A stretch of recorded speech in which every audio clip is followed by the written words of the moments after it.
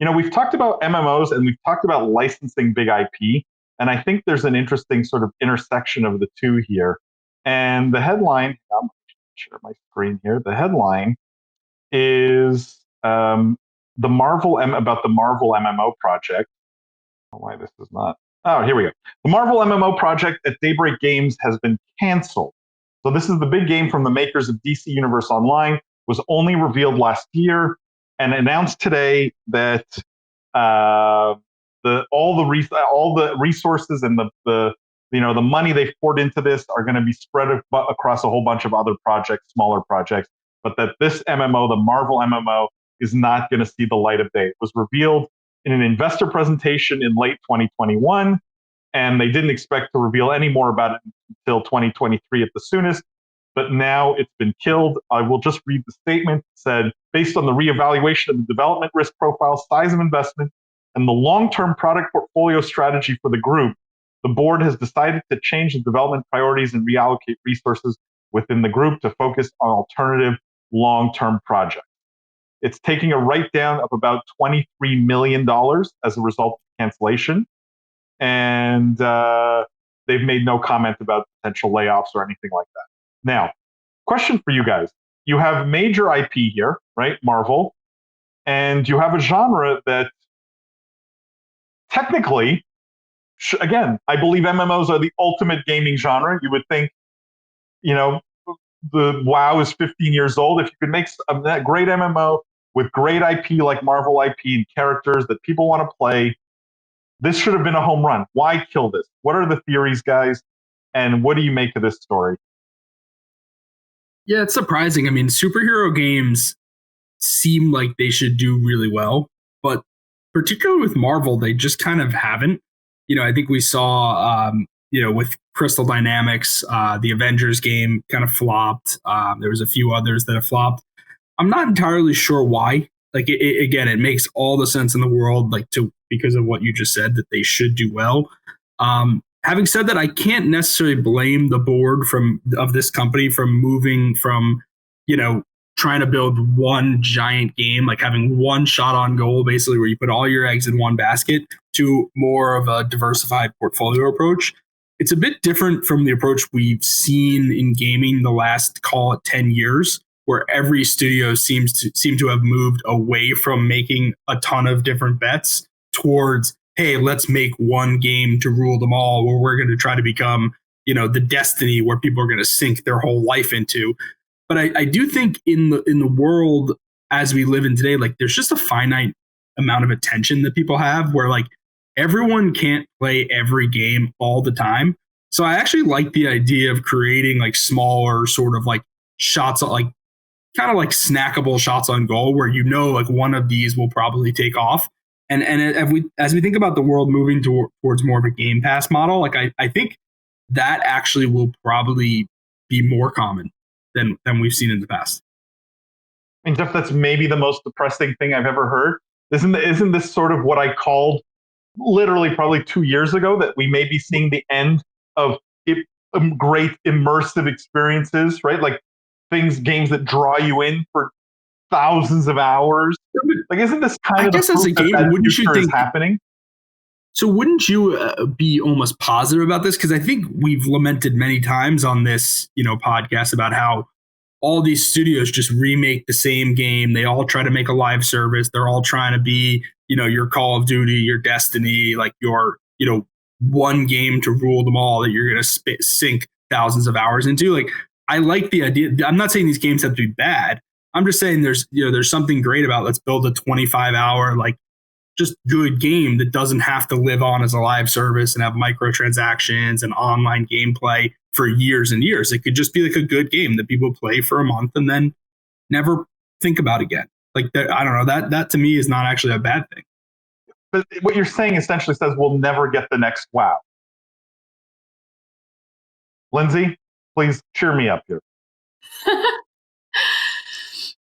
I can see some points in what Jeff's saying, but I just think it's going to take an extra special mix of luck and skill to actually make that happen. And I don't think that Marvel was the answer to this, mostly because I think that IP, because of the structure of the movies, because there's been 27 of them, it's not that I don't think Have it there could really translate been into anything. 27?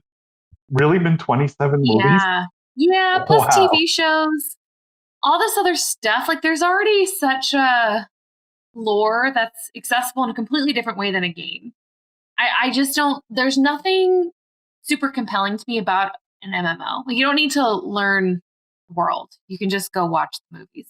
And I do think that historically, because of that, the Marvel franchise has really struggled to adapt. I think that's kind of true of quite a number of film franchises. Not all of them. And it seems to be that book-based games and films do better than just straight up IP, even though I know it's comic books, but slightly different medium. That's like total just quick judgment. I don't know if that's actually true. But anyways, the point is that it's such a developed lore. I don't think it translates well into an MMO. I am super surprised that a lot of their mobile games have flopped. And I've been surprised that there's been kind of no translation into gaming whatsoever in a successful way. I don't know what the special sauce is going to be for that for Marvel.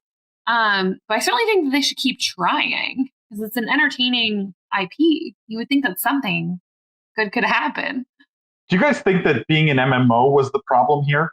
That and I think we've talked about this before, but like a superhero, you can't have 12,000 Iron Man like flying around in this world. It's sort of, it doesn't feel right? Whereas if you're a generic, elf or dwarf or whatever, in World of Warcraft, if you have 100 of them, no one says anything. But you can't play the superhero in these MMOs.